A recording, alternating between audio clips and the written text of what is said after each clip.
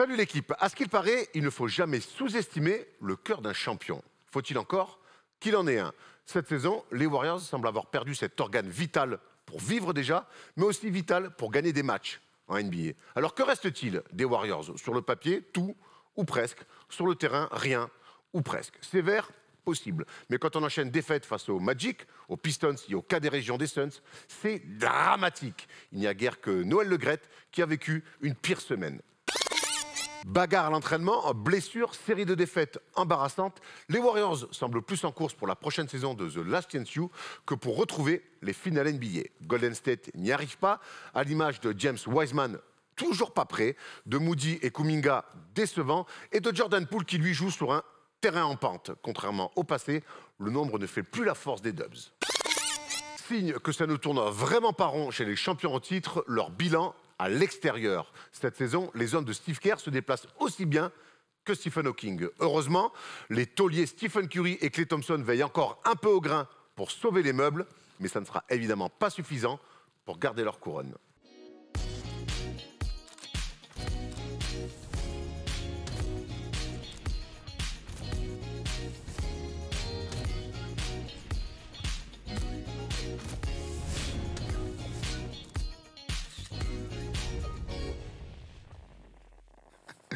Salut l'équipe, on est jeudi et le jeudi, comme d'habitude, c'est le First Day Show avec moi cette semaine, Thomas, et le retour de Théo de Rivers. Comment ça va les amis? Ça va super, ravi d'être là comme toujours. Un bon jeudi avec une semaine qui se prépare, celle de la semaine bien sûr, la semaine prochaine bien sûr. Voilà, on s'est bien reposé là, on gonfle les batteries et puis la semaine prochaine on va courir un peu partout. Ouais. Théo, on gonfle les batteries aussi pour cet événement, la NBA qui déboule à Paris, c'est pas rien. Bah ouais, carrément, ravi de vous retrouver tout d'abord et puis ouais, ravi de retrouver des matchs NBA en France où ça qu'avant on a eu l'occasion peut-être d'aller à Londres, en tout cas d'avoir des matchs en Europe, c'est toujours un kiff. Ouais. Et bonne année Théo. Et bonne année, Meilleurs vœux, bah oui. Ouais, La santé surtout, toujours. Toujours. Théo, je sais que vous bossez sur le prochain MOOC et ça sera sur Fabien Dubos. Exactement. Tu peux m'expliquer ce choix un petit peu avec le 4 un peu shooter au large, allez voir, hein, pour ceux qui ne connaissent pas, Fabien Dubos. C'est ça, joueur révolutionnaire qui était un petit peu en avance sur son temps sur Le Stephen Brun avant l'heure, on embrasse Stephen. C'est clair, bien sûr. Cholet, passé à Cholet aussi, je crois qu'il n'est pas formé à Cholet. Hein. L'INSEP, et je sais plus, mais en tout cas... Nancy, entre autres. Non, on va pas dévoiler, évidemment, le prochain angle du MOOC, vous l'avez pas toujours dit? Non, toujours pas. C'est pour quand la révélation alors? Ça sera pour le mois de février. D'accord. Est-ce que tu as vraiment cru que j'allais donner l'info? J'ai eu un petit stress. Ouais, je me suis dit, il va pas vendre la même. De vacances et tout en roue libre. Voilà, exactement. Abonnez-vous, Abonnez-vous, bien sûr, abonnez-vous. Bientôt le Tour de France. Hein. Bientôt.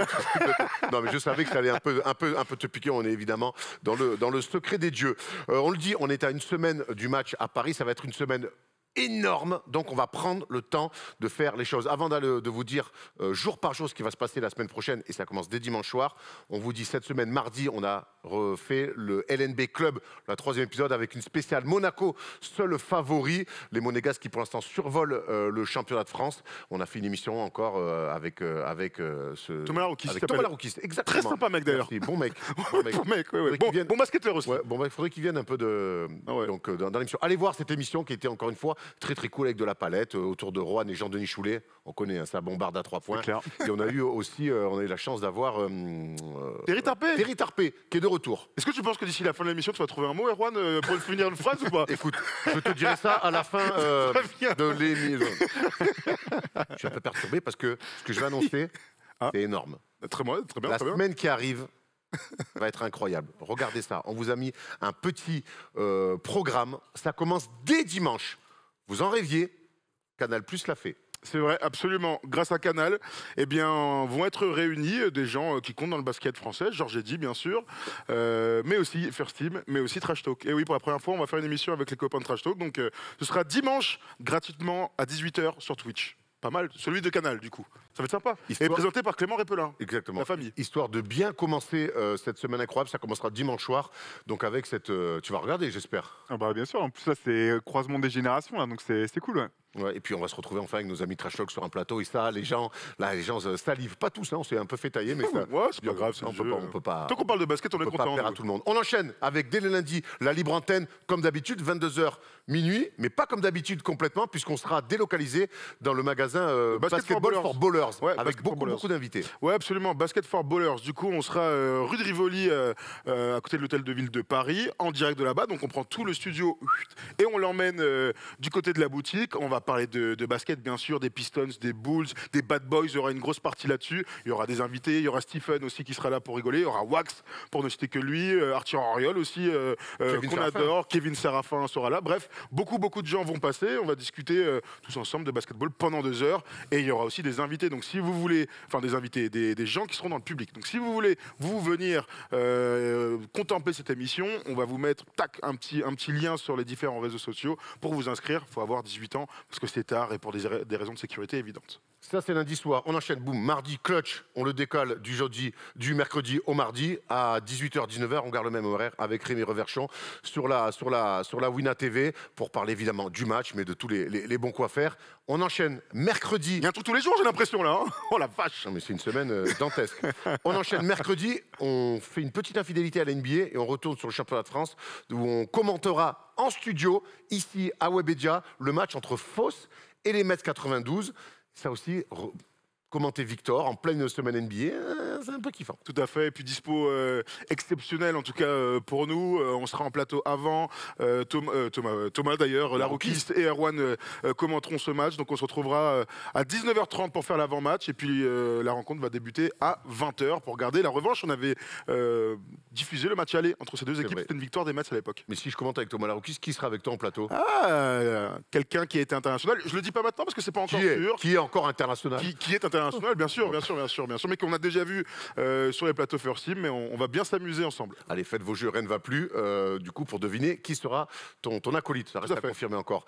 On enchaîne donc, vous le voyez, et puis il y aura 2 places à gagner donc pour ce match-là, pour ceux qui sont dans le sud, du côté de Marseille, de la Bonne Mère. Mon frère, il sera au match, en tout cas, si vous voulez lui faire un bisou. On enchaîne avec donc le jour du match, où là, on fera un avant-match avec Brut à partir de 18h. De 18h, on sera là pendant une demi-heure, 3/4 d'heure avec vous en live. Thomas sera sur un côté de la salle, moi je serai d'un autre et on vous fera un petit peu visiter toutes les coulisses de l'avant-match. Donc sur Brut, ça sera une émission un petit peu spéciale, mais grand événement, grande émission. Tout à fait, absolument. Voilà, et puis on se retrouvera le dimanche pour terminer cette magnifique semaine avec à la NBA House avec un question-réponse avec et autour de Kevin Serafin. Vous serez là le plus nombreux possible. On se posera des questions et on y répondra tous ensemble sur la NBA, qu'est-ce que c'est d'être un joueur NBA, comment on voit la suite, l'avenir, l'actu, tout ce que vous voulez. On vous conseille de vous inscrire, de prendre votre NBA ID pour pouvoir accéder à plein de cadeaux à gagner sur les réseaux, mais aussi d'aller à la NBA House, c'est du côté d'Invalide. Nous, on y sera très souvent. Il y aura aussi des légendes. Alors, je ne sais pas si on a le droit de les dire, mais n'hésitez pas à rester connectés. Il y a des joueurs qui ont joué, par exemple, pour les Chicago Bulls, des joueurs français, des joueurs américains. Il y aura beaucoup de choses à suivre. Des franco-américains. Des meilleurs défenseurs de l'année aussi. Suédois. Suédois, si tu l'as pas dans le kiss-lui, tu l'as plus jamais. Hein. En effet. Voilà, on vous donne rendez-vous en tout cas aussi ce dimanche. Et donc, à partir de ce jeudi-là, commence donc cette semaine incroyable. On va se plonger évidemment dans le sommaire, hein, puisqu'il y a encore une fois une émission très riche en événements avec des news. Segun, Jonathan Isaac, vous vous souvenez de lui? Il est de retour. Bon, il y a KD qui se blesse et Kawhi qui lui aussi commence à mettre des perfs. On aura un petit mot sur les Clippers. Le débat, les Warriors. Y a-t-il un vrai problème? Oui, il y a un problème, mais on va essayer de comprendre lequel. Et on va essayer de trouver des solutions. Le champion en titre, pour l'instant, qui rame dans cette saison. Une palette sur LeBron, à la baguette, plus que jamais, avec ses nouveaux coéquipiers, cette nouvelle bromance, notamment autour de Thomas Bryant. On étudiera ça, encore une fois, Thomas. Avec toi, on aura un quiz aussi pour finir, mais on sera 4. On vous en dit pas plus, on a une petite surprise après la palette. On vous en dit pas plus, restez avec nous. Le First des Shows, c'est parti les amis.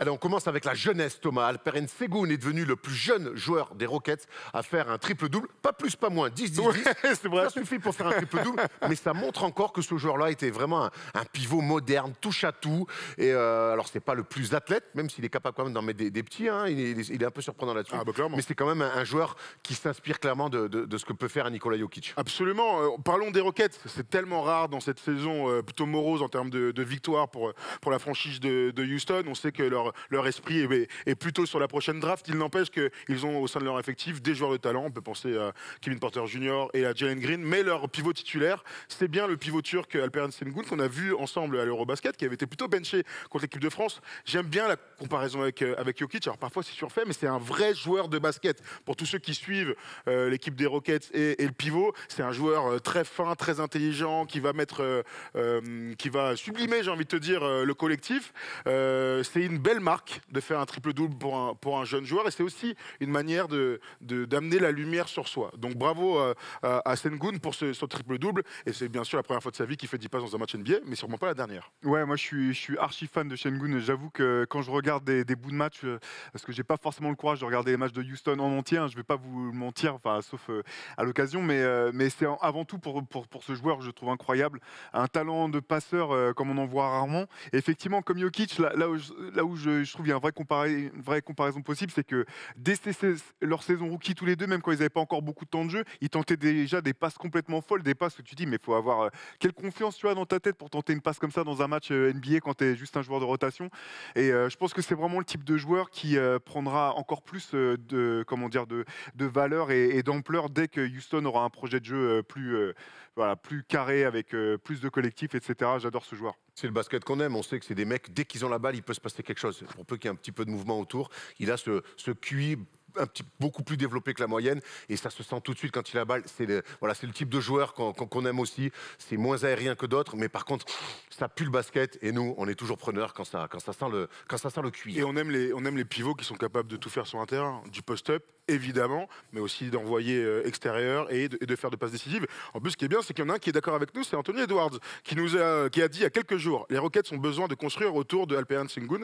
Jalen Green et Kevin Porter Jr. sont aussi des franchise players, mais ce gars est sérieux. On avait un plan contre lui. Il disait aussi il gagnerait peut-être à lui donner un petit peu plus la balle. Nikola Jokic, pourquoi pas son père, hein, a priori, il devrait jouer un peu plus avec lui parce que leur jeu est parfois trop statique. Il a le talent pour ça. Il est bon à la passe, au poste. Il a du toucher et des moves en attaque. C'est un bel hommage. Hein. Oui, puis il sait de quoi il parle. Du daron, on peut le dire, maintenant c'est le daron. Je vais revenir sur Anthony Edwards. Il sauce tous les pivots sauf le sien. Et c'est très marrant qu'ils disent faudrait plus lui donner la balle. Alors évidemment, c'est pas le même style que Rudy. Mais ça me fait sourire un petit peu, voilà, si on veut être un peu taquin avec Anthony Edwards. Et nous le sommes. Et nous le sommes. Jonathan Isaac, ouais, ça fait longtemps, comme disent les jeunes, tu dates Jonathan Isaac, tu dates, frère. Regarde-moi ça, dernier match, le 2 août 2020, il a pas joué depuis 892 jours. Là, son dernier match, j'avais des veuches, je me faisais une mèche, donc on sait qu'il a eu, malheureusement pour lui, les croisés plus les ischios. Il y a une stat qui est terrible avec Jonathan Isaac, qui est un joueur qu'on aime beaucoup, c'est qu'il avait 22 ans sur son dernier match, il en a 25 aujourd'hui.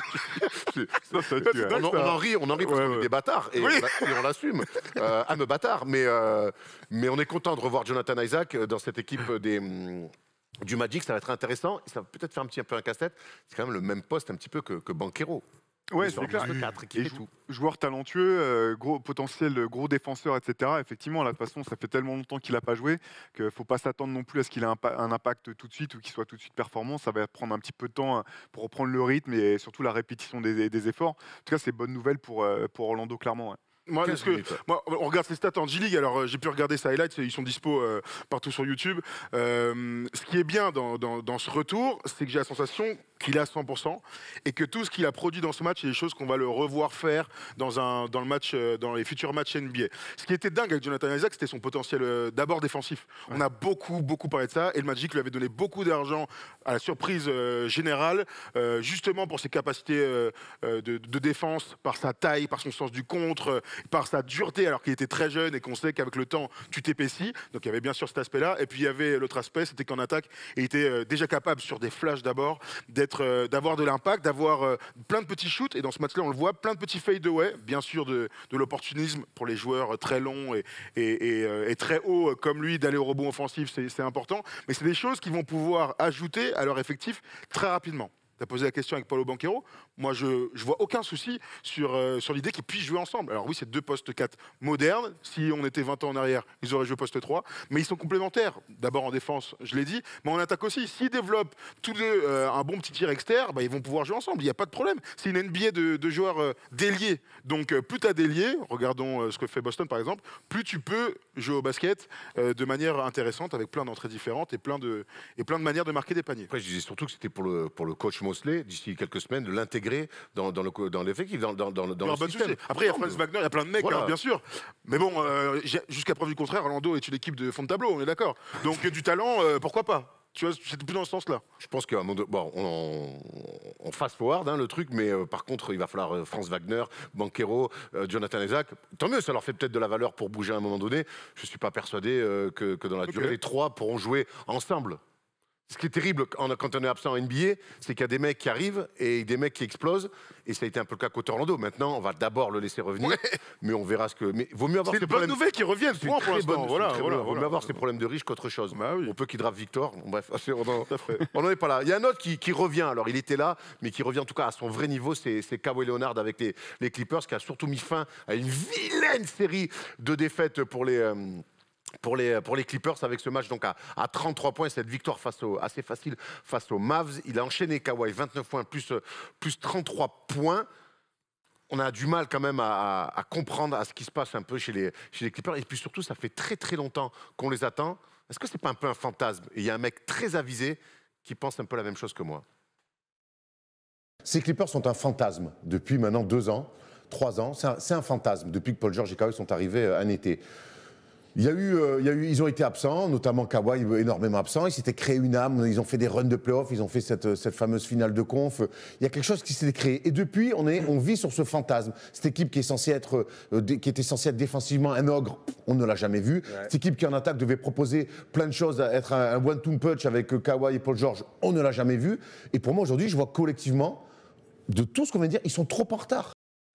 Ils sont en retard. Il est bon le mec qui vient de parler là. Ouais, c'est qui ce gars? Faut le Parce lancer. que c'est Erwan, c'est le seul mec en France qui se lance et puis après ça revient sur lui normal quoi.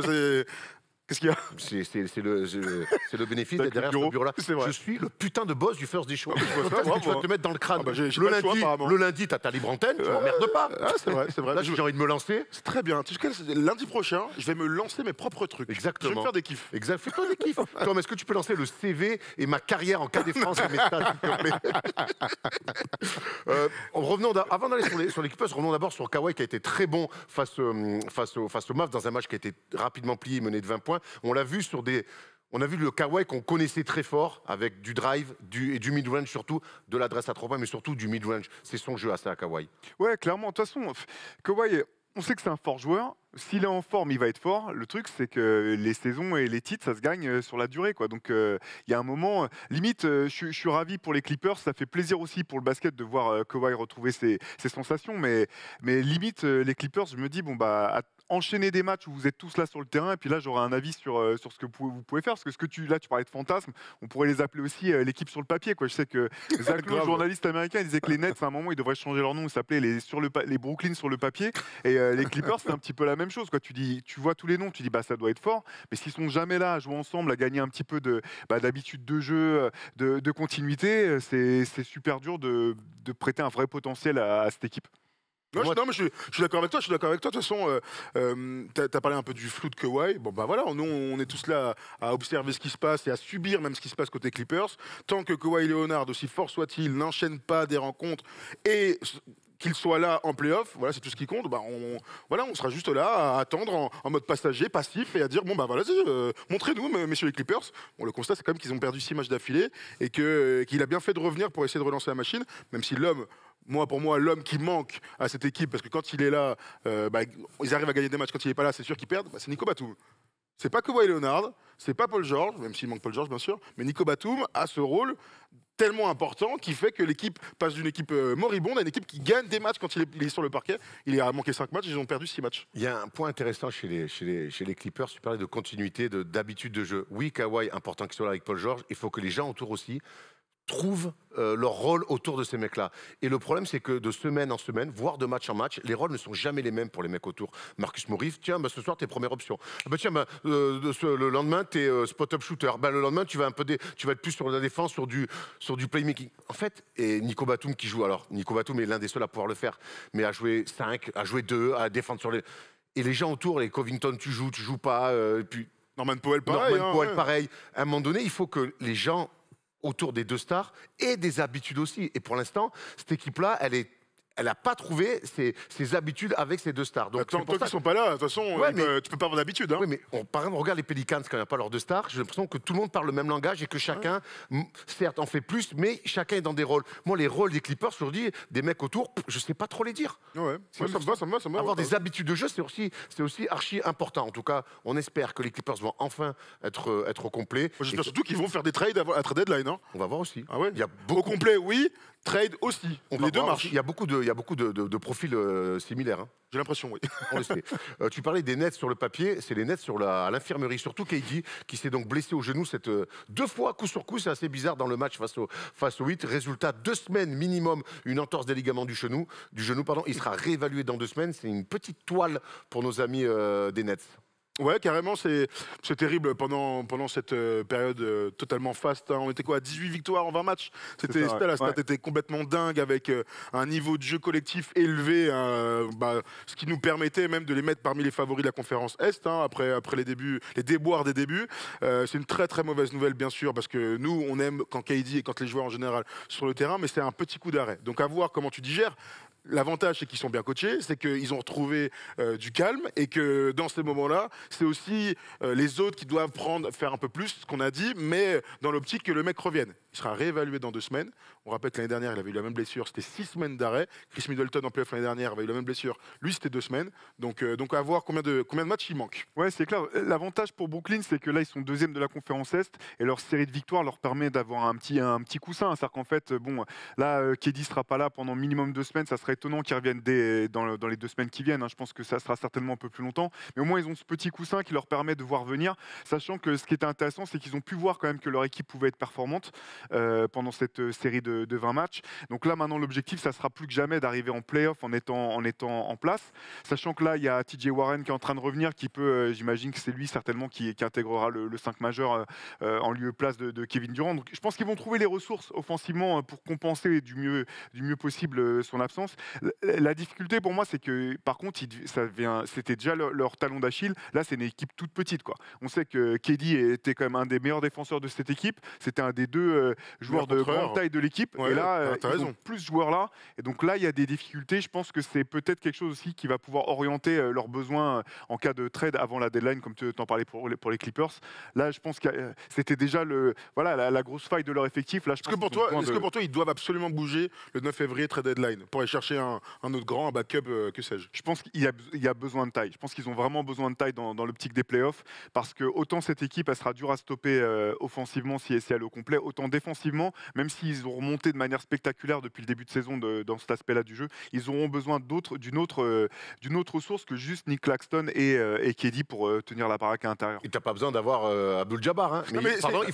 Il faudra un mec derrière Claxton. C'est intéressant pour pas qu'il bricole, quoi. Il y a quelques semaines, c'était il y a 2 semaines d'ailleurs, je pense, on a eu ce débat avec Erwan, on réfléchissait à quel profil vers lequel il devait se diriger. Et je te pose la question, tu vois, moi je parlais plutôt pas forcément d'un très grand, mais en tout cas la mobilité était importante. Erwan aimait bien par exemple un mec comme Javel Magui pour faire le nombre. Est-ce que toi tu as un profil qui te plairait pour eux?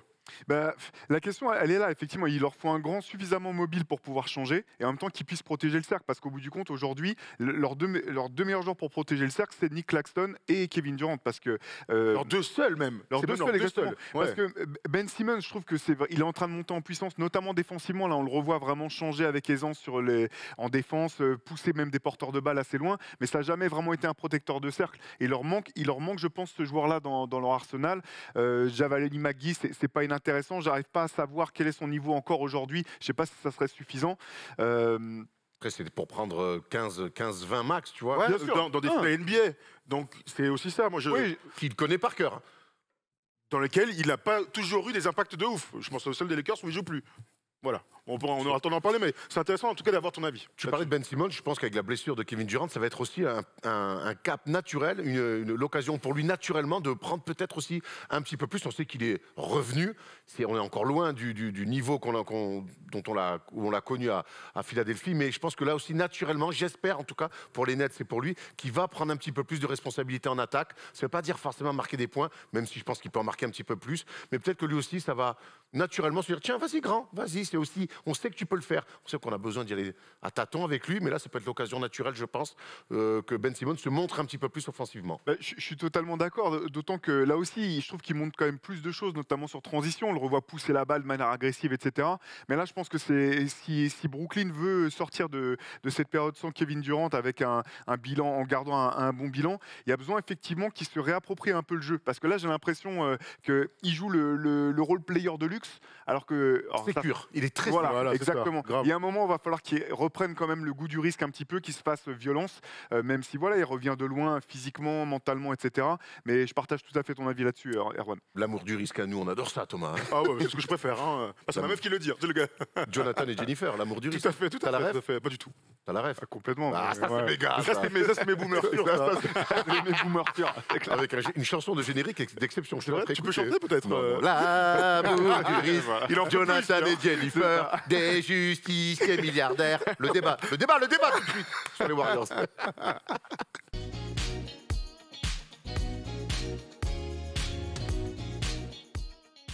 Les Warriors sont en grande difficulté, comme on disait à une époque, mais plus que jamais. Donc le champion en titre nous surprend, et pas dans le bon sens du terme, messieurs.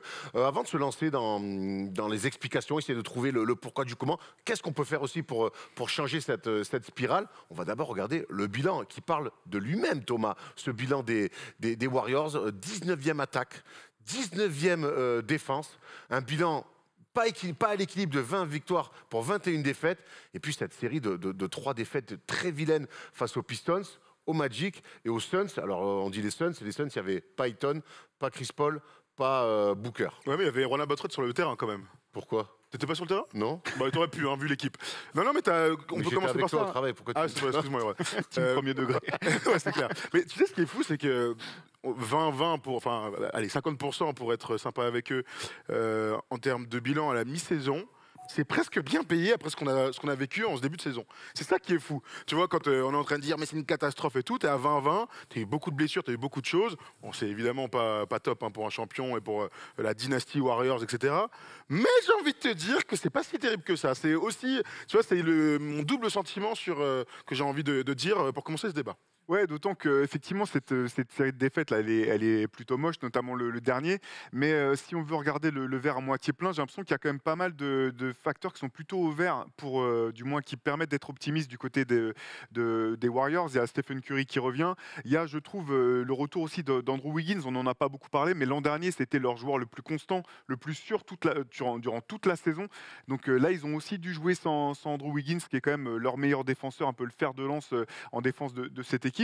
Et moi, je me suis un peu planté parce qu'en tout début d'année, je pensais qu'ils allaient être injouables. Je croyais fort au projet jeune des Warriors. Je pensais vraiment que ça allait leur donner une dimension athlétique supplémentaire et qu'ils allaient rouler sur la NBA. Ça n'a pas du tout été le cas. Une semaine après, j'ai fait mes pronostics. Il y avait la patate de Draymond Green, donc tout s'est vite effondré. Faut pas le faire trop tôt, les pronostics. Ouais, c'est ça. Le problème, c'est que c'est toujours en début de saison.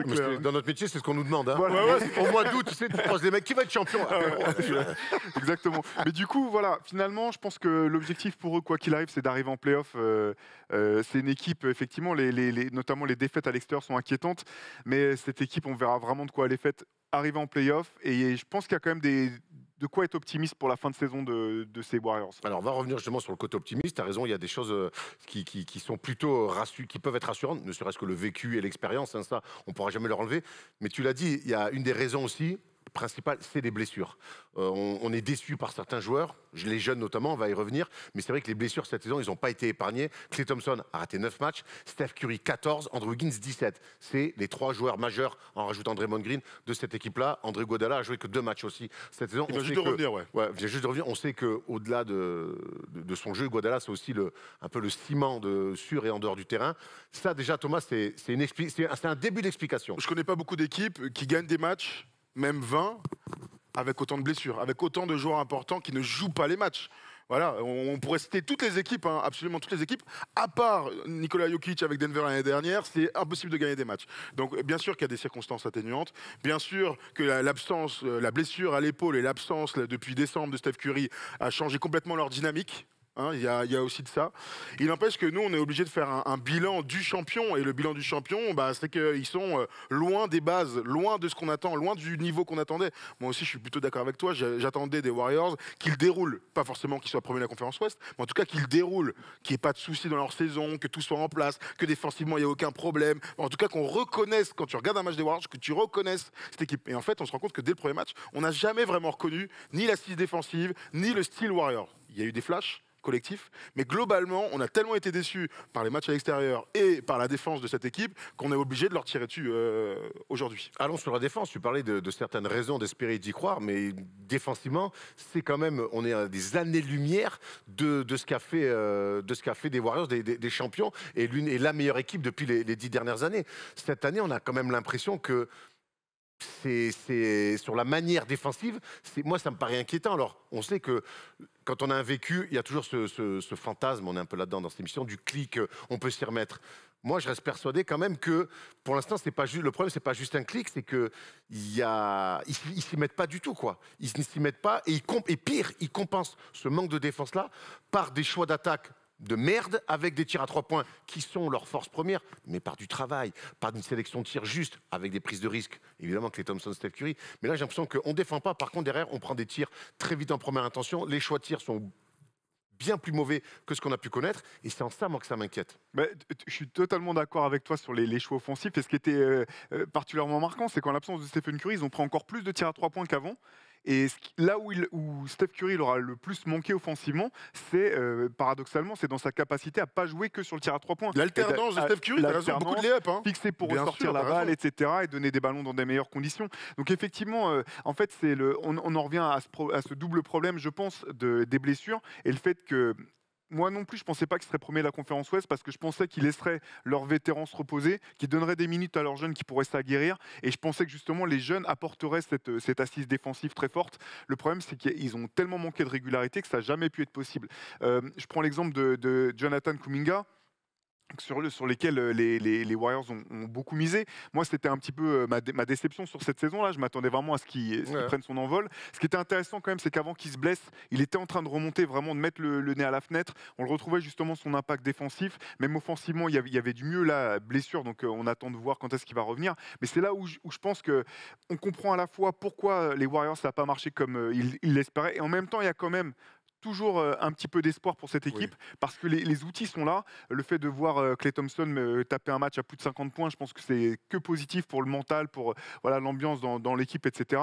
Donc je pense quand même qu'il y a des choses qui peuvent aller mieux. La question, ça va être de savoir si ils vont devoir passer par un ajustement quand même avant la deadline pour essayer de renforcer encore. Par rapport à la stat des tirs à 3 points, souvent, on aime dire, nous qui avons joué au basket, que lorsque tu es dans l'excès du tir à 3 points, c'est que c'est un aveu de faiblesse. Et les Warriors, qui sont une équipe esthète du tir à 3 points, de la prise de risque contrôlée, parce que tu as les deux meilleurs shooters de l'histoire du basket qui sont dans l'équipe, donc forcément ça aide. Cette saison, depuis le début, on a quand même la sensation qu'ils tirent à 3 points, mais sans que ce soit une tactique.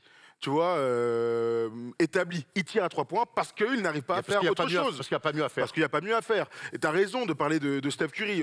Combien de fois on a parlé de l'héliocentrisme de Steph Curry qui attire absolument toutes les défenses par ses mouvements sans la balle, par ses couples là-bas, mais aussi parce que quand il a la balle, oui, c'est un danger à 3 points, bien sûr, mais comme sur cette action qu'on vient de voir, c'est un incroyable finisseur dans la raquette, extraordinaire finisseur par des tirs drop et par des finitions. Il ne rate jamais quand il est à mi-distance. Il en prend beaucoup moins, mais il ne rate absolument jamais.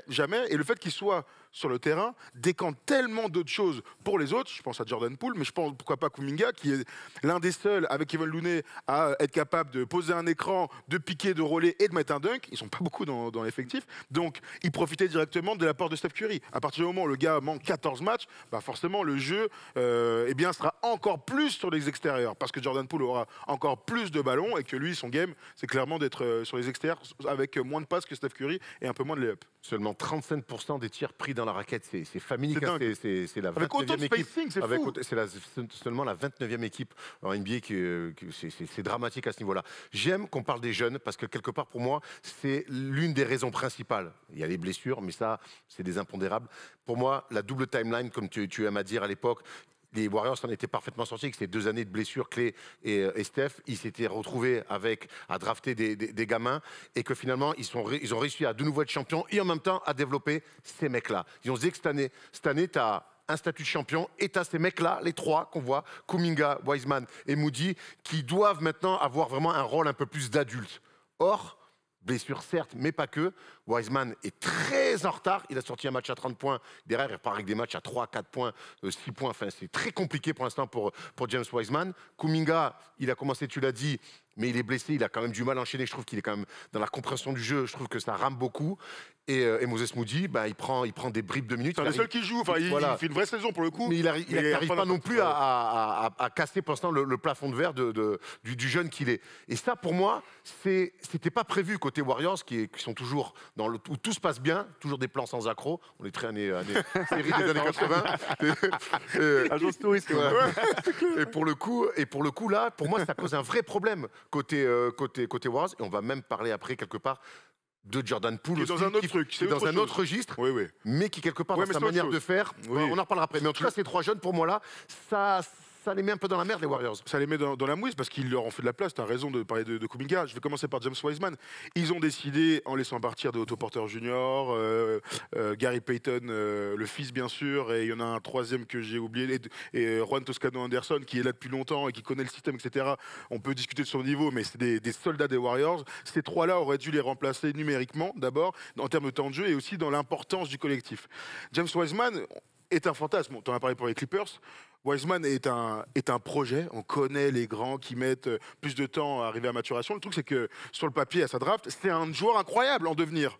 Il a toutes les qualités pour être un joueur très dominant de la NBA, un joueur à 20 et 10. Qui avait joué 2 matchs à la fac. Hein. Je sais, mais il l'empêche. Physique, technique. À un moment donné, on voit les mecs au lycée et en général, c'est rare de se tromper tant que ça. Le problème, c'est qu'on est sur... là, on est en train de se diriger sur du Hashim Thabit. Hein. Donc un numéro 2 de draft avec du potentiel. Alors Thabit avait la taille, mais du coup, j'ai rigolé. Je vais même pas faire de blague. 33 ans, tu es encore sur Hashim Thabit. Et t'as raison, c'est excellent. Moi, ça me fait rire.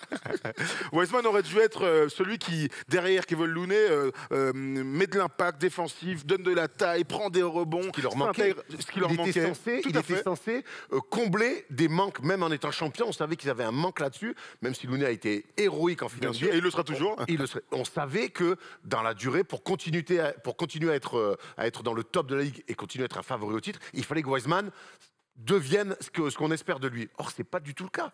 Là même, c'est même au point que si les playoffs commençaient, je sais même pas s'il serait dans la rotation des Warriors pour les playoffs en fait. Et c'est là que c'est vraiment problématique. Et je trouve ça intéressant qu'on parle de Kevin Looney parce qu'en fait, j'ai envie de rendre hommage un peu aux joueurs comme Kevin Looney, comme Stephen Adams ou des mecs comme ça. En fait, ils ont leurs limites.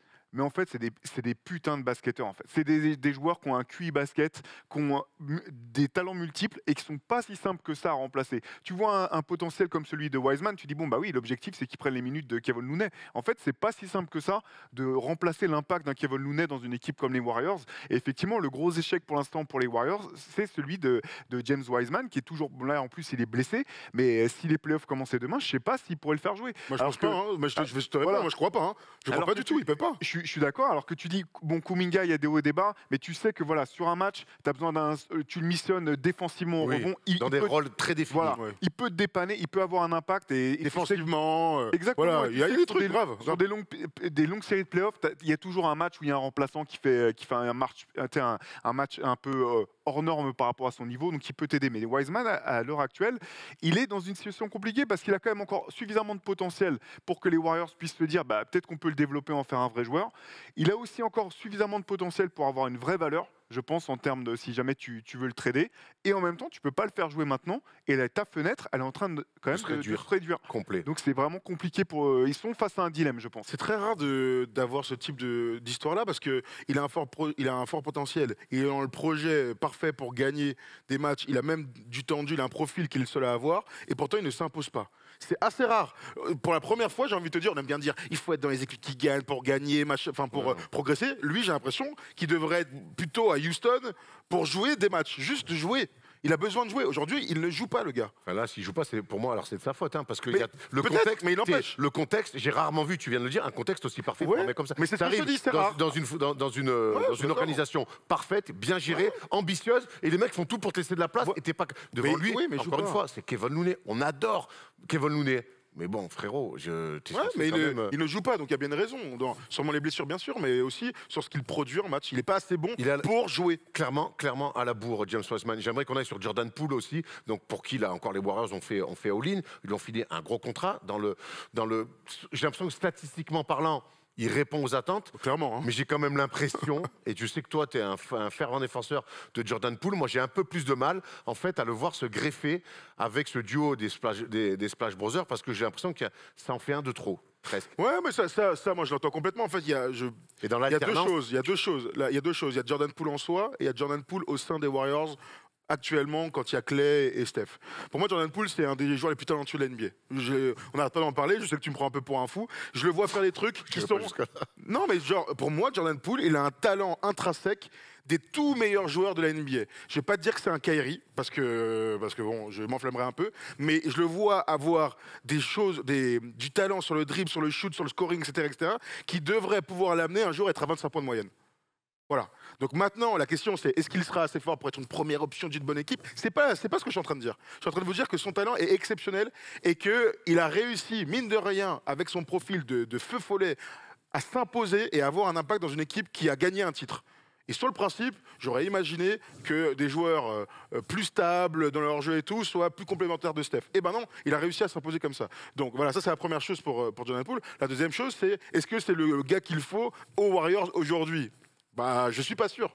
Je suis pas sûr. Un meneur de jeu, meilleur en défense, peut-être bon scoreur bien sûr, mais un tout petit peu plus gestionnaire, un tout petit peu plus capable de faire briller les autres, un petit peu plus, de les rendre un petit peu meilleurs. Peut-être que c'est ça qu'il leur faudrait. Aujourd'hui, ils l'ont et je pense pas qu'ils vont le lâcher non plus. Hein. Parce qu'on parle beaucoup des blessures et du coup, Jordan Poole a joué tous les matchs cette saison. On peut pas lui en vouloir au moins. Non, ça on peut pas lui en vouloir. Mais par contre, dans ce qu'on disait tout à l'heure, dans la sélection des tirs, dans des fois ce collectif brouillon des Warriors, vous vous rendez compte le collectif des Warriors brouillon, j'ai quand même l'impression que Jordan Poole, avec tout le talent qu'il a, et je le reconnais ce talent-là, ben, il a participé grandement à ce bordel-là, à ce on défend pas et par contre on bombarde à 3 points. Ben, ouais, parce qu'en fait, je suis entre vous deux en fait, parce qu'en fait, je trouve que Jordan Poole, c'est dans une équipe des Warriors qui marche bien, il te rend cette équipe injouable.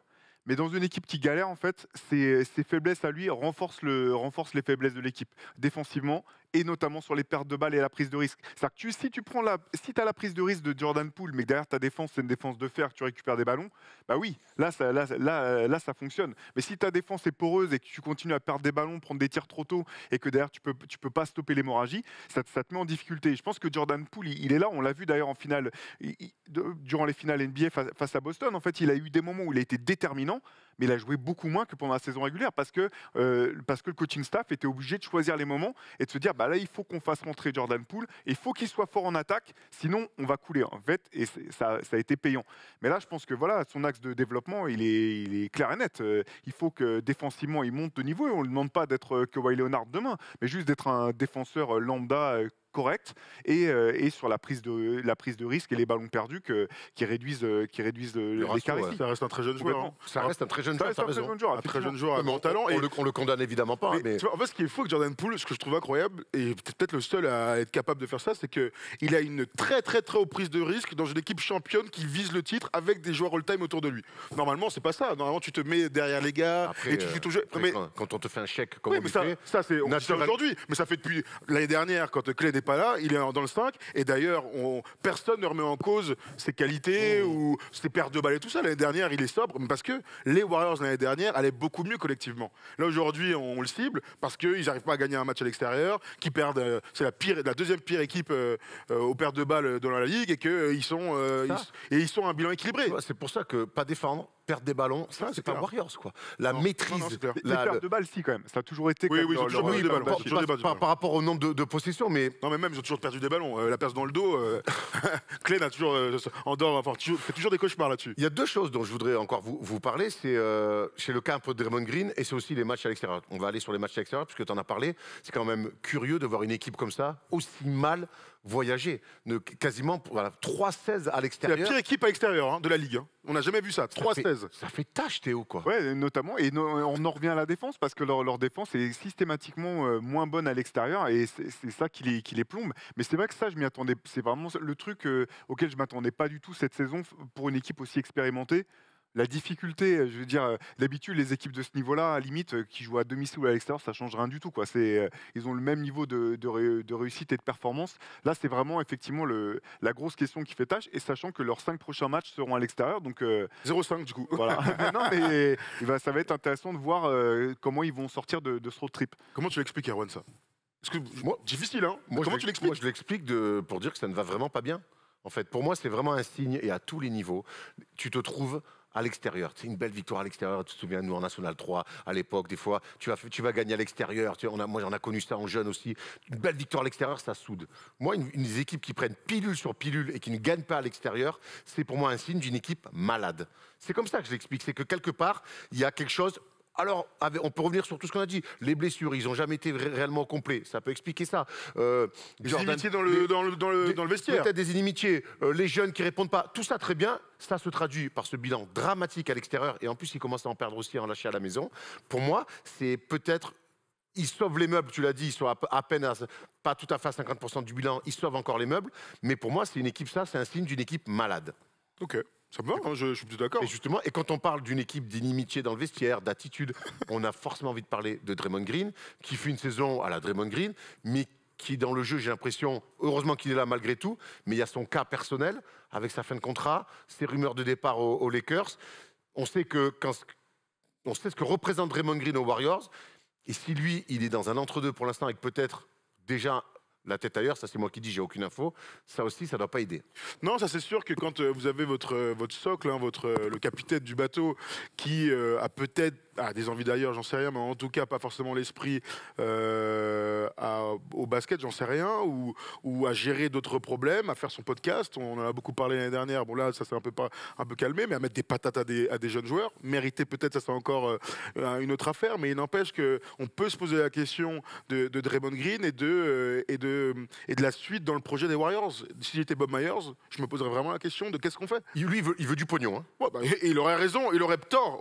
On rappelle hein, bien sûr que les Warriors, on en avait parlé en début de saison, pour être la plus grosse masse salariale l'année prochaine de l'histoire de la NBA. Hein, lâcher 500 millions de masse salariale, c'est à peu près le budget pour une émission du First Day Show. Merci Théo d'ailleurs. C'est horrible. Mais On va nous en faire une gratos un jour. Hein. mais en tout cas, ouais, si j'étais Bob Myers, je me poserais la question de dire est-ce qu'on réfléchit pas autrement? On sait ce qu'il a apporté et Draymond, on souhaiterait toujours que tu sois avec nous, mais on te voit un peu décliner, on te voit être aussi bon pour faire gagner des titres quand c'est important. Il y a beaucoup de choses en truc. Je sais que tu veux être payé, on pourra peut-être pas te payer ou on n'aura peut-être pas envie de te payer. Il y a une vraie question qui doit se poser autour de son cas. Tu fais quoi, toi, avec Draymond Green? C'est vraiment très compliqué hein, parce qu'effectivement, c'est dur de mesurer l'impact quand même, enfin au sens propre et au sens figuré de sa patate de début de saison. En fait, c'est dur de savoir si ça a vraiment fracturé le vestiaire ou pas, où en est l'équipe par rapport à ça, où en est le club même par rapport à ça. Mais Draymond, je trouve qu'il fait une bonne saison en fait, et je pense que même défensivement c'est correct. En fait, le problème, c'est que comme les Warriors ne sont pas dans leur standard défensif, lui, il ne peut pas jouer son rôle vraiment de défenseur super sur les aides, de venir voler ses ballons, venir en deuxième rideau. Il est trop souvent obligé finalement d'être une des premières options défensives. Et si Andrew Wiggins retrouve vraiment son niveau, son impact défensif, si le reste de l'équipe monte en niveau, il y a aussi Dante DiVincenzo là, que j'adore, là, qui commence je trouve, vraiment à se mettre dans le rythme. C'est dur pour l'instant. Hein. Pour l'instant, c'est dur, mais bon, là, il y a du mieux. C'est un aspect défensif, hein, ils en font. C'est un super super défenseur, Ouais, joueur ouais. intelligent. Moi, je pensais que la greffe prendrait plus vite Moi aussi. pour lui. Mais là, il y a du mieux. Voilà, si ça se met en place, je pense qu'on pourra retrouver un petit peu son impact sur le terrain. Par contre, cet été, c'est la grosse question. Parce que la question, ça va être de savoir si lui, malgré tout, il est prêt à faire des concessions. Ils ne donneront pas le maximum. C'est impossible qu'il lui donne le maximum à ce stade de sa carrière. Est-ce que lui est prêt à faire des concessions salariales pour rester aux Warriors? Est-ce que les Warriors sont, eux, prêts aussi à faire un effort, sachant que malgré tout son génie, il a quand même aussi coûté au moins un titre, probablement, aux Warriors. Et l'incident de début de saison a eu un impact qu'on peut pas nier. Donc ça va être un peu le casse-tête de cet été, c'est clair. Mais je les vois, je serais très curieux. Par contre, je les vois le pas laisse partir, du ce tout serait trader. fou, hein. Après, tu sais, bon, donc il a une player option de 27 millions l'année prochaine. Au vu des contrats, etc., il a tout intérêt à sortir cet été et à tester le marché. Voilà, à voir ce qu'il fera. Il y a eu une rumeur avec les Lakers. Ils auront peut-être du cap si Westbrook part. Mais en tout cas, tu peux aussi te dire que les Warriors seront à terme meilleurs avec quelqu'un d'autre à sa place. Qui Bon courage, mais avec quelqu'un de plus jeune, on l'a vu, tu as raison de dire qu'il fait plutôt une bonne saison. On se souvient que l'année dernière, il était dans le gouffre des stats, hein, des 3 points et Dans le 7 gouffre rebonds. d'Elm. Ouais, le gouffre, ok. Oh, mais alors, qu'est-ce qui se passe? Pas mal, Erwan, très bien. Attends, qu'est-ce qui se J'ai repris mes études, je fais des cours du soir. Je suis en cours. donc voilà, on verra. Du coup, on va prendre 2 déclarations quand même de mecs importants dans cette organisation. C'est Steve Kerr et Steph Curry. Et ils nous rejoignent un petit peu dans ce qu'on a dit, hein. Parfois, vous avez besoin de prendre une claque pour vous souvenir que c'est dur de gagner dans cette ligue. On doit prendre conscience du niveau d'engagement individuel et collectif qu'on doit avoir pour gagner. Ça, pareil, c'est des déclarations, c'est des messages un peu cachés pour dire que ça va pas très très bien. On doit se fixer des standards plus élevés que ce qu'on propose actuellement. Notre concentration, notre dureté, notre QI basket, on en parle beaucoup, mais il faut qu'on s'y mette avant qu'il soit trop tard. Elles sont intéressantes ces 2 déclats parce qu'on voit bien quand même que on doit se regarder un peu dans le futur, se dire, oh les gars, on n'y est pas du tout. Et le temps passe, on est censé être en play-off ou en play-in d'ici 2 mois et demi. Qu'est-ce qu'on fait? On s'y met ou on s'y met pas, messieurs? La défaite face aux Suns à domicile, Ils ont le c'est des pires défaites de la saison. Ils ont le de toutes 5, les équipes. ils ont le Hein. 5 majeur des Ben finales oui. NBA, et en face, je te dis, c'est les Torrey cas des Craig, régions. hein, C'est les cas des et régions. John Washington Jr. qui fait le match de sa vie. Non mais bref, oui, c'est des statements importants. Oui. Maintenant, soit il se passe comme à Boston l'année dernière, le fameux déj. Mais Boston, ils avaient déjà cliqué. Non, le fameux déj à Noël entre les deux. C'est à Noël, ce que je te dis. Oui, mais bon, après ça va, frère, on est le 12 janvier, c'est bon. Il y a encore le All-Star Game et tout. Hey, Donc, time flies. donc, soit ils arrivent par eux-mêmes, par une discussion, un déclic, un discours, j'en sais rien, à changer, soit d'après moi, il faut bouger dans l'effectif. Théo, c'était l'une de tes théories.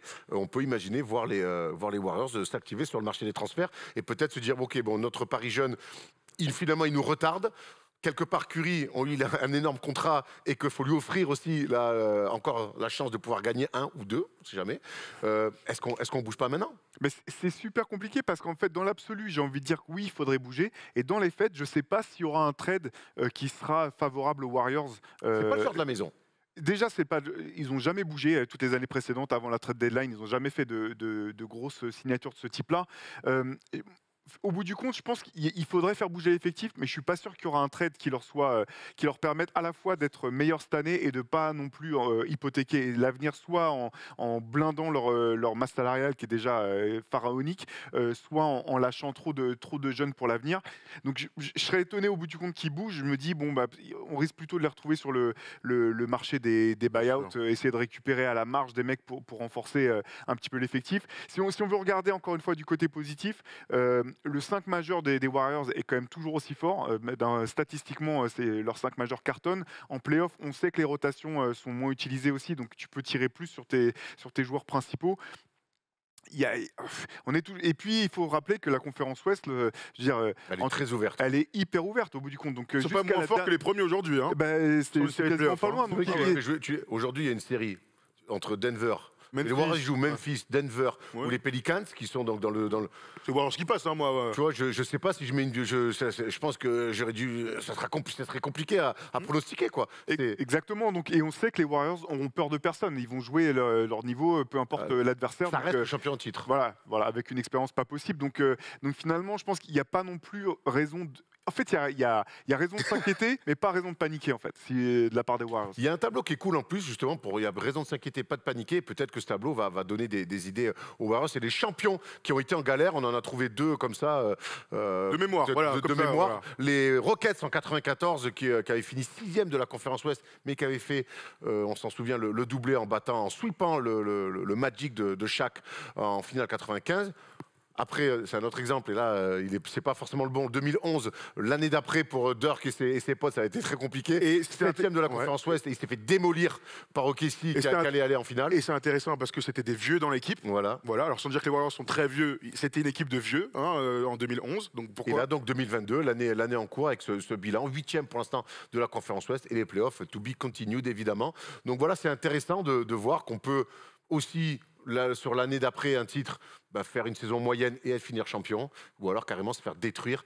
Mais j'ai l'impression qu'ils sont entre les deux en plus, moi, les Warriors. C'est pas une fin de cycle comme les Mavs, c'est pas non plus les Rockets. T'as raison, mais le truc des Rockets, pour être champion, c'est qu'ils ont allé chercher un joueur all-time comme Clyde Drexler. Donc j'ai pas l'impression que les Warriors aillent chercher un joueur de la Dream Team ou qui finira Hall of Fame en cours de... la Dream Team, un mec de la Dream Team 92. Il n'y a pas Tewi qui va arriver là. Mais voilà, ils ont quand même énormément bougé dans la saison pour être champion. On a évidemment fait l'impasse sur toutes les équipes post-Jordan, bien sûr, 94, encore ça va, mais 98, 99, parce qu'on est quand même sympa et qu'on n'est pas fou, bien sûr. Puis ils vont pas en finale en 99, les Bulls. Il y avait les Lakers aussi du dernier back-to-back qui s'était fait sortir au premier tour par les Mavs, si je me trompe pas. Oui, bien sûr, en 2011, bien sûr. Il s'était fait. Alors, c'était le premier tour. Demi-finale, mais sweep. Avec Jabarea et la patate de. Ils sortent au premier tour en ramant et ils se font massacrer par les Mavs avec la faute horrible d'Andrew Bynum sur. C'est toi qui le dis, moi personnellement, j'avais. Il y a Odom qui se fait expulser aussi. Normal. Et c'était le dernier match de Pat Riley comme entraîneur. Ah ouais, Pat Riley Phil Jackson, oui. Phil Jackson, c'est pareil. C'est un peu dur aujourd'hui, je vous le cache pas. On vous a demandé dans les commentaires, et j'espère que vous serez plus inspirés que moi, comme d'habitude, qu'est-ce que vous pensez de ces Warriors version 2022-2023 ? Oui, la forme de l'équipe n'est pas au mieux, mais l'année dernière aussi, ils ont eu un gros trou noir. C'est vrai que le début d'année 2022 était compliqué, record de Curry, retour de Clay. Si cette équipe clique, elle a potentiellement l'effectif et surtout le talent, Curry évidemment, pour aller au bout. Oui, mais maintenant, ça clique pas, ou pas assez en tout cas. Encore. Mais je te rejoins, mon ami, là-dessus. Alexandre Spertini qui nous dit « Il y a eu une vraie fracture dans le groupe au début de saison avec la patate de Draymond Green. » Ça, c'est la théorie de Théo, il a pas tort. Et certains départs importants. Un blocage psychologique dans les matchs à l'extérieur. La défense n'est plus ce qu'elle était, alors qu'avant, c'était leur force. Il faudra un vrai déclic, car là, ça paraît vraiment très, très juste pour un back-to-back. On est d'accord, les gars, qu'aujourd'hui, dans l'état actuel des choses, on ne va pas faire un back-to-back. Non. Là, effectivement, parce qu'on parle de déclic, mais défensivement, t'as pas de déclic comme ça. Si tu veux une forte défense, ça demande de la répétition, de l'enchaînement. C'est pas simplement comme autant en attaque. Des fois, il suffit les équipes passent un cap presque du jour au lendemain. Défensivement, c'est jamais aussi simple que ça. Très bien. On avait un autre commentaire, Tom, ou pas? Je sais que d'habitude, il y en a 3. Il a perdu son nom. Bah, écoute, c'est pas grave, on va se contenter de 2. On a fait déjà beaucoup sur les Warriors. Et donc, on va passer à la palette, où là, pour le coup, on va parler d'une équipe et d'un joueur pour qui ça clique. Ça fait clic, pam, je suis chaud aujourd'hui.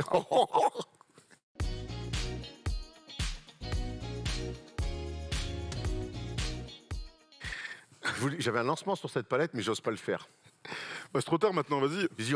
On a toujours rêvé de voir LeBron jouer avec Kobe. Finalement, il joue avec Thomas Bryant.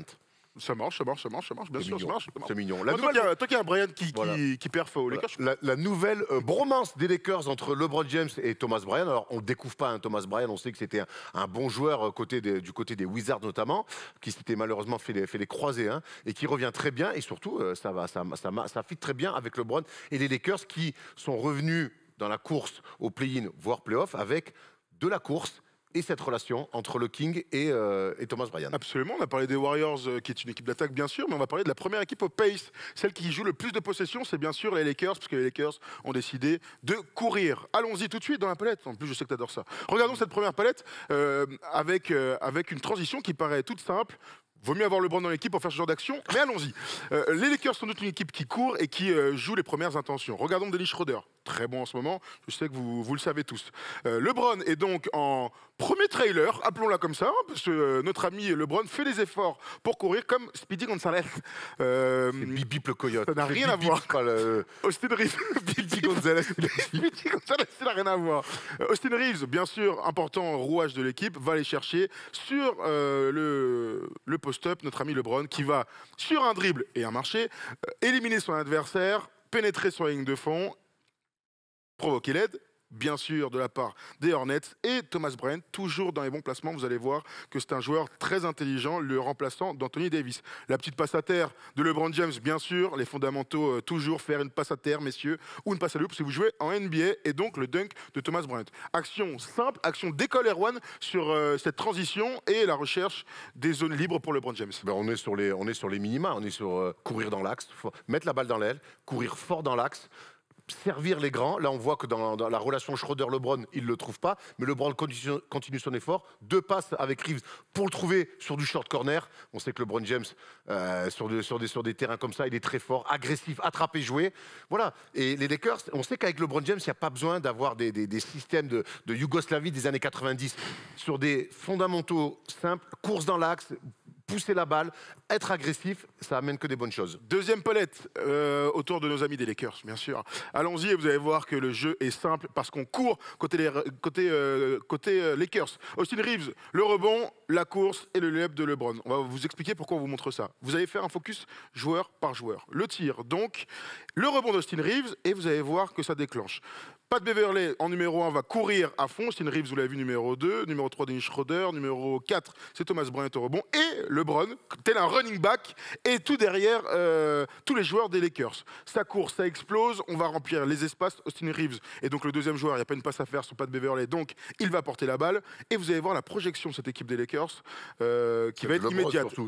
Bien sûr. Regardez LeBron, tel un running back. Il a déjà traversé la moitié du terrain. Le petit dribble dans le dos d'Austin Reeves. Austin Reeves est un joueur très intelligent. Il a vu sans le voir, on aime cette petite passe hommage appelée, la passe à terre et LeBron sur le layup. De toute manière, vous ne pouvez rien faire. Exemple simple d'une équipe qui va vers l'avant, mon cher Théo. Ouais, c'est ça, c'est ce que tu notais, c'est de voir que les 5 joueurs sont tout de suite en train de courir et de porter le danger très vite chez l'adversaire. On sait que de toute façon, c'est la meilleure manière de pouvoir trouver des paniers faciles, c'est d'attaquer avant que la défense soit en place. Et là, ce qui est intéressant aussi, c'est ce que tu notais, l'idée que Austin Reeves pousse la balle tout de suite. Premier joueur qui a la balle, s'il y a du champ, il pousse le ballon sans chercher à donner la balle à un meneur, forcément pour monter le jeu, quoi. C'est l'avantage d'avoir des petits sur le terrain, Dennis Schroeder, Pat Beverley, Austin Reeves, Russell Westbrook, Kendrick Nunn, ça donne du rythme aussi à l'entièreté de l'équipe. Troisième palette. Je suis même bluffé par les efforts de LeBron dans la course. Mais il avait tout vu avant. LeBron c'est au top physiquement et ça se voit sur ce type d'action. Troisième palette. Allons-y tout de suite ensemble. On va regarder une attaque sur une attaque placée justement sur un système qui n'en est pas vraiment un, mais toujours l'idée d'aller chercher LeBron et son QI basket. On va regarder ça ensemble. Troy Brown Jr.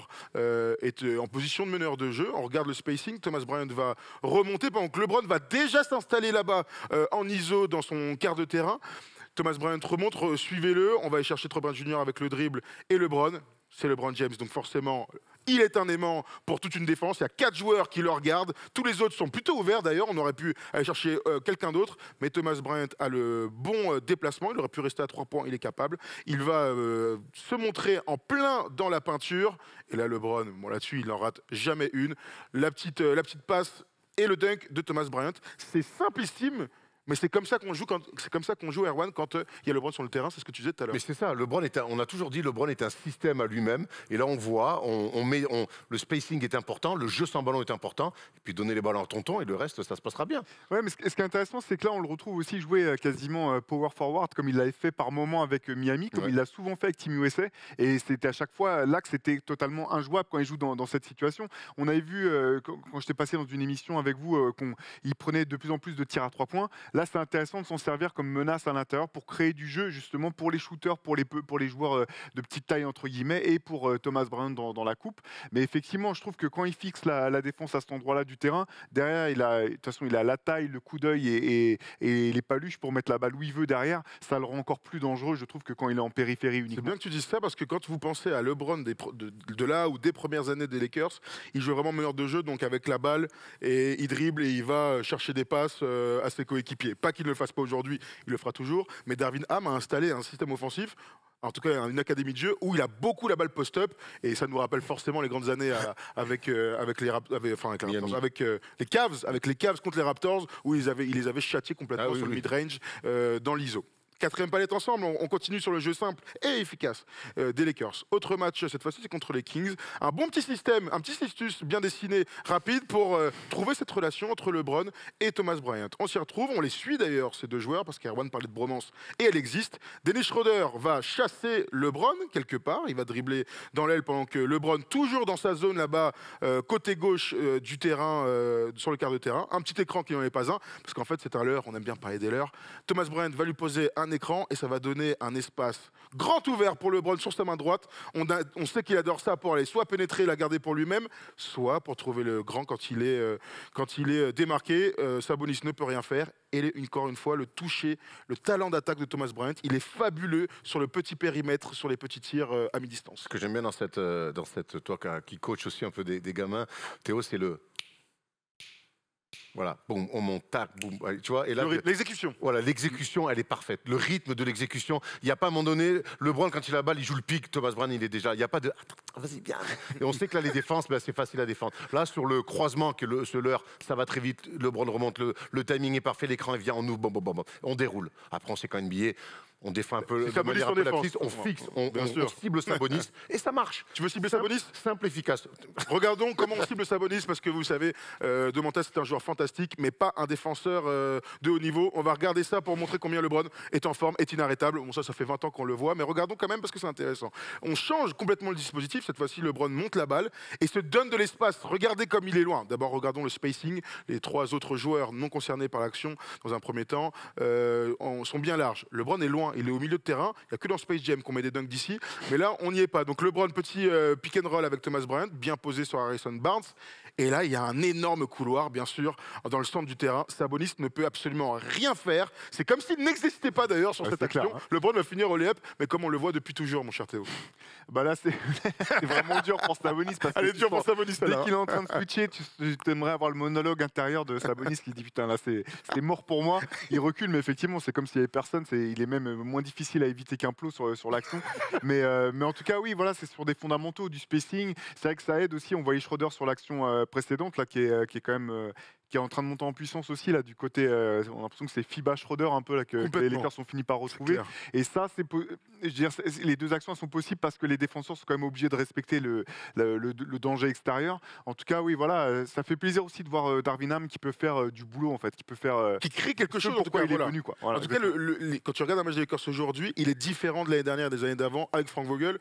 Encore heureux, il y a un coach qui a sauté, mais c'est toujours l'idée que coach et tu es entraîneur a un énorme impact sur l'expression collective d'une équipe. Tu peux avoir les mêmes joueurs d'un match à l'autre, mais ils vont jouer complètement différemment en fonction du coach. Et donc du crédit à Darvin Ham pour cette composition d'équipe qui marche bien en ce moment. Et du crédit à Harrison Barnes qui passe au-dessus d'un pick and roll milieu de terrain. Ça par contre, faudra qu'on me l'explique un jour. Hein. Pour les plus jeunes qui nous regardent, quand il y a un pick and roll si haut sur le terrain, passe en dessous frérot. Ouais. Au pire, si tu lui donnes le tir milieu de terrain, personne t'en voudra. Mais par contre, passer au-dessus, le pauvre Sabonis derrière. Ah ouais, c'est clair. Bon, ça, après, ça reste des fois les incohérences des défenses NBA. On a fait le tour, on avait une dernière tout à fait. situation. Non, je crois que c'était fini, non? Non, on a. Ah, une dernière? Bah alors, vas-y, une dernière, vas-y. Je crois que c'était. Moi, je crois que c'était la dernière, hein. Ah non, il y en a une dernière, bien vu. Ah oui, celle-là, elle régale. Toujours dans la bromance. T'as raison, Erwan, excuse-moi, je me suis trompé. C'était pour mettre en lumière la bromance. La bromance, toujours. LeBron qui monte la balle. Pas d'écran de Schroeder, mais la vision de jeu, le QI basket, parce que regardez la défense, encore une fois, avec Sabonis, qui est censé défendre sur Thomas Bryant. Regardez où il est. C'est Fox qui est dessus. Et là, la bonne présence, la bonne intelligence de Thomas Bryant pour passer ligne de fond, se montrer. Et LeBron ne rate jamais un timing. Sur le principe, elle est plutôt difficile. On aurait tendance à la faire main gauche à terre, mais LeBron va super vite dans l'exécution de son game. Donc voilà, encore une fois, la recherche de LeBron pour Thomas Bryant. Et bien sûr, toutes ces actions sont transposables avec Anthony Davis. Donc tu as deux vrais pivots d'attaque pour les Lakers à l'orée du printemps et pourquoi pas du play-in et des playoffs. C'est ce qui est magique avec un grand, et on sait que des fois c'est le problème avec certains grands, c'est de les récompenser quand ils font les efforts de se montrer, de flasher, de courir. Là on voit que LeBron, il lui file à bouffer à Thomas Bryant. Hein. Et non, mais du coup, les grands, Au plus tu leur donnes à manger, au plus ils vont courir, au plus ils vont faire les efforts. C'est quand ils ne voient pas la gonfle qu'après ils arrêtent de courir et de faire les efforts. Comment leur en vouloir? Voilà, on a fait le tour sur cette palette très intéressante. Avant d'aller dans le quiz, on a une petite surprise pour vous.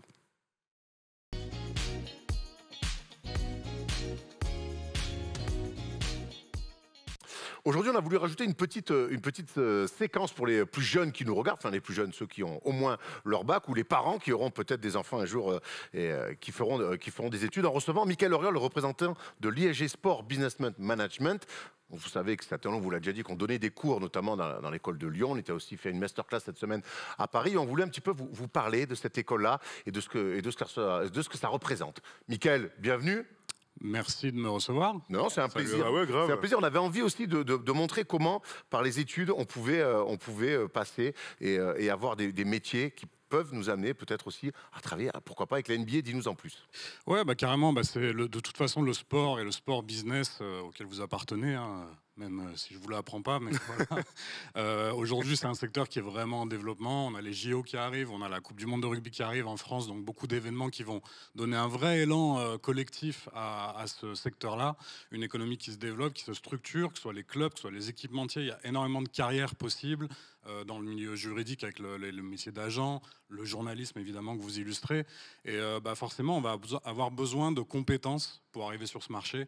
Et donc, nous, on se propose de former des profils de professionnels du monde du sport, alors sur toutes ces thématiques-là que je viens d'aborder, et pour pouvoir donc du coup abreuver ce milieu où on a des entreprises et des acteurs qui vont avoir besoin de gens qui sont déjà formés avec les codes du sport, et notamment celui de la NBA avec laquelle on est en partenariat. Justement, parlons un petit peu de ce partenariat. C'est l'une des choses que vous proposez, qu'on ne peut pas trouver ailleurs, c'est ce lien, ce partenariat avec la Grande Ligue. Ouais, clairement, c'est ce qui va nous différencier, et c'est vrai qu'on aime le mettre en avant parce que c'est un honneur déjà, ça veut dire que ça valide aussi tout l'aspect pédagogique qu'on a. C'est une grande marque, la plus grande ligue du monde s'associe à nous, bah, c'est forcément qu'elle reconnaît aussi le savoir-faire qu'on a sur notre cœur de métier. Ça nous a permis donc de faire beaucoup de choses, notamment de bénéficier de masterclass, de liens privilégiés avec la NBA, de pouvoir évidemment utiliser leur logo, etc., dans des aspects de communication, donc pour faire la promotion de l'école. Et puis ça nous permet aussi de faire des voyages pédagogiques, ça c'est intéressant d'en parler, parce que je crois qu'en plus vous allez être concernés Tout à fait. directement. Nos deuxième années partent à New York traditionnellement tous les ans, avec d'ailleurs Sport US Travel qu'on salue aussi, notre ami Julien Barthélémy, ami commun, qui a aussi été actif pour l'école, c'est pour ça que je le cite. Et donc on va assister à des matchs NBA sur place, avec des accès privilégiés, avec des rencontres avec des professionnels du monde du sport sur place aussi, tous les sports. On a des gens des Knicks, on a eu des gens des Yankees, on a eu des gens de la Fédération française de foot aussi, qui a une antenne là-bas. Donc c'est des aspects pédagogiques dans un voyage qui est à la base quand même ludique et fun. Donc on mixe un peu les deux et ça c'est cool. Et puis bah, donc les troisième années cette année vont partir à Portland. On a monté ce projet-là de zéro et on est super fiers de le faire. Portland c'est la ville de Nike, donc on va visiter le siège monde de Nike, assister à 2 matchs NBA, rencontrer des gens qui sont des conseillers financiers de joueurs NBA. On espère avoir plein de surprises à proposer et vous êtes invités cordialement sur ce voyage-là pour aussi nous donner votre ressenti. De toute façon, ce qui est bien dans tout ça, c'est que nous, on fait partie intégrante maintenant du projet, grâce à toi, grâce à Julien, etc. Tu vois, d'aller sur le campus de Lyon, de faire les masterclass à Paris, ça nous donne aussi une proximité avec un jeune public et avec des jeunes qui adorent le sport, que ce soit le basket ou d'autres. Et ça, c'est la fibre qu'on adore. On parle toujours de la passion quand on discute de notre parcours. Et c'est quelque chose, nous, qui nous rapproche, mais ça nous rapproche aussi de cette école par l'ADN du sport, tout simplement. Et c'est quelque chose qu'on veut toujours mettre en avant.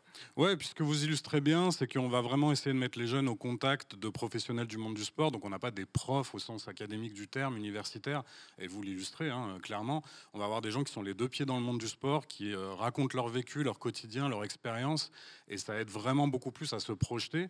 Et puis on a la réalité du terrain, et on les confronte à la réalité du terrain. Et je crois que d'ailleurs ça, c'est quelque chose que vous avez remarqué et apprécié. Ouais, c'est intéressant, ouais. Intéressant de rencontrer les élèves de cette génération. Moi, j'appartiens à une autre génération, toi aussi.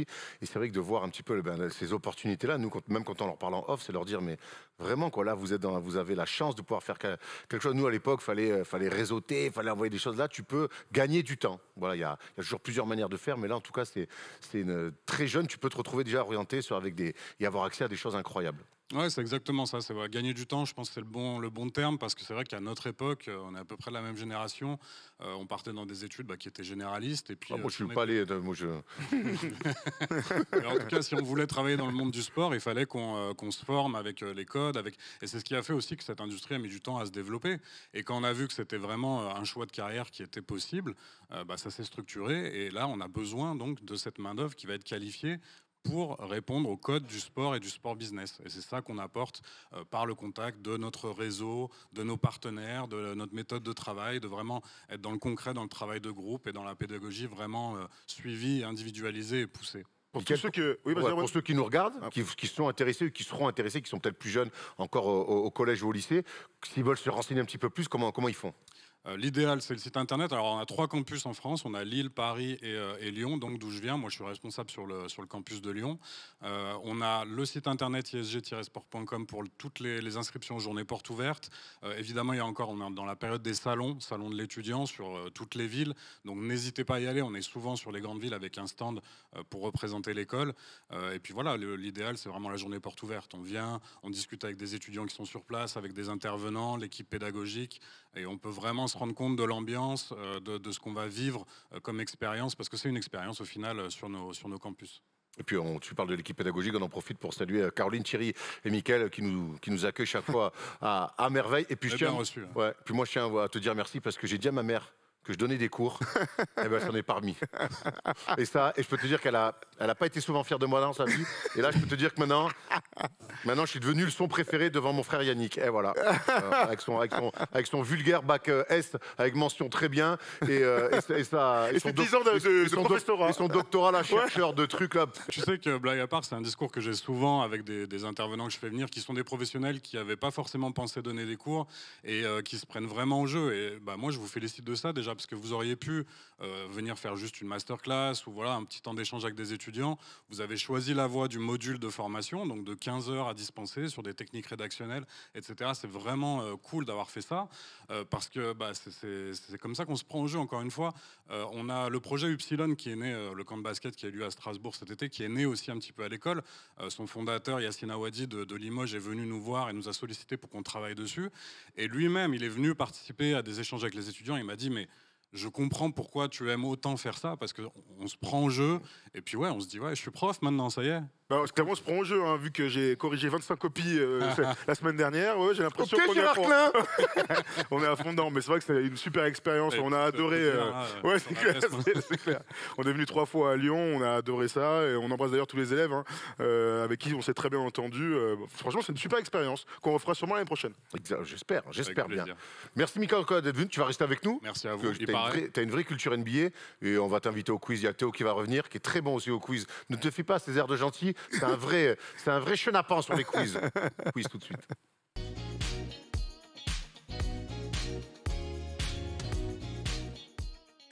Allez, qui dit fin d'émission, dit quiz, et dit quiz un peu spécial, puisque Mike est là, vous êtes 4 en plateau, beaucoup de prétendants, mais qui arrivera à battre Erwan? Parce qu'Erwan, c'est 8 victoires cette saison. J'ai inventé la stat. Mais tombé dans les pommes, je 8 forces des shows. S'il le dit, je le crois. Il a un coup d'avance sur Thomas, je note chaque semaine, évidemment. Vous êtes chaud, les gars? Il faut qu'on. On est chaud. J'ai sur ma super tablette en plus le quiz, donc on peut se régaler. On commence avec un j'ai déjà. Ça fait longtemps que j'en ai pas fait.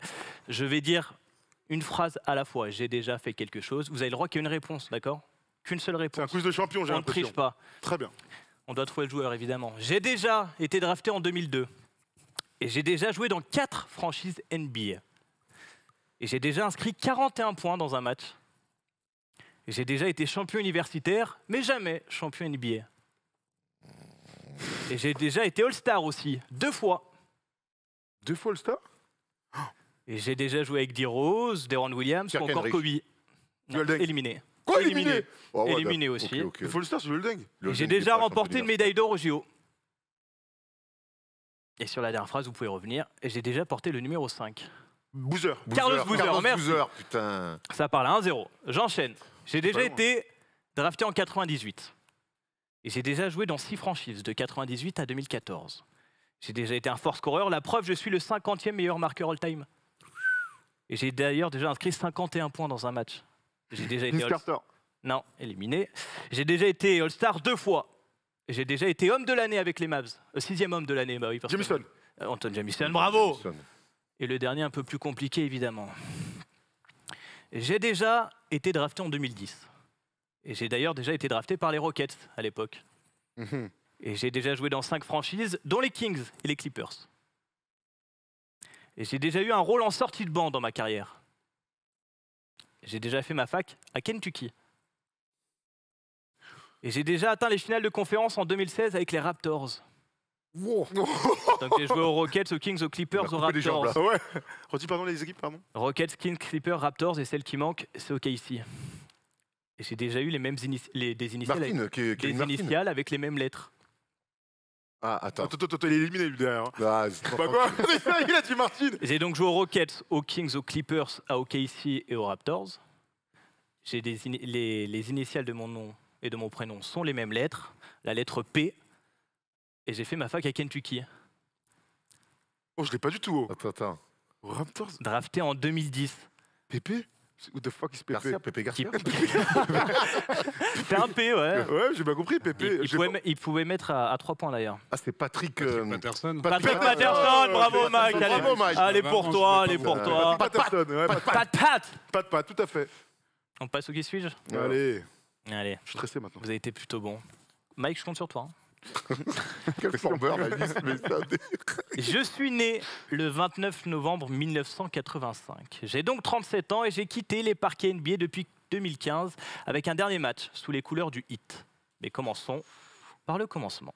J'ai fait mon cursus universitaire du côté de Michigan State, de 2003 à 2006. 17 points de moyenne lors de ma dernière saison avec 4 rebonds et 3 passes. Je me présente à la draft 2006, année où le numéro 1 de draft est...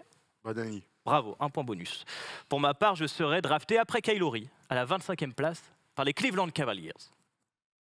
Je ne resterai qu'une saison et demie chez les Cavs. Je ne joue que 23 matchs dans la Grande Ligue. Le reste, je le passe sur le banc ou en G-League. Mon début de carrière sera poussif. Après les Cavs, j'enchaînerai avec Chicago et Charlotte. On est en 2009, j'ai 23 ans et j'ai déjà joué dans 3 franchises pour un total de 74 matchs. On a une seule réponse? Oui, mais ma carrière va prendre un tournant. Shannon Brown. Shannon Brown, bravo, quand le 7 février 2009, je suis drafté chez les Lakers. Et cette année-là, je ferai un contre refusé, injustement. Bravo Thomas. Sur qui, Tom? Sur qui il fait le contre? Un gars des Hawks, je me Ouais, souviens. Sur un Mario joueur West. qui. Oui, il est là. Sur un joueur qui a joué avec Stephen Brun Tout à fait. en Boulogne, je Ah, crois. ouais. C'est ça. Mario Bravo. West. Bravo Thomas, bravo. Je vais faire plaisir sur un joueur de Michigan State, j'ai envie de me rouler par terre. Dans la boue. Oh non. torse nu. Messieurs, on vous l'a dit en début d'émission, énorme semaine qui commence à partir d'aujourd'hui. First Day Show, on se retrouve dimanche soir, évidemment 18h sur le Twitch de Canal Plus Sport avec nos amis de Trash Talk, Georges Eddy et présenté par Clément Répelin. On va se régaler. Lundi, on se retrouve chez Basketball for Ballers pour un live, une libre antenne d'exception de 22h à minuit. Voilà, et puis on vous mettra tout sur le reste sur les réseaux. On se retrouve surtout jeudi pour ce match NBA, parce que la NBA revient à Paris la semaine prochaine. Merci Théo. Merci Théo. Merci à vous. Merci Mikey. Merci Mike. Et ma mère te remercie énormément. Encore une fois. J'ai repris contact avec elle grâce à toi. Alors, on se retrouve la semaine prochaine. Bravo champion, tu as été bon. Oh là là.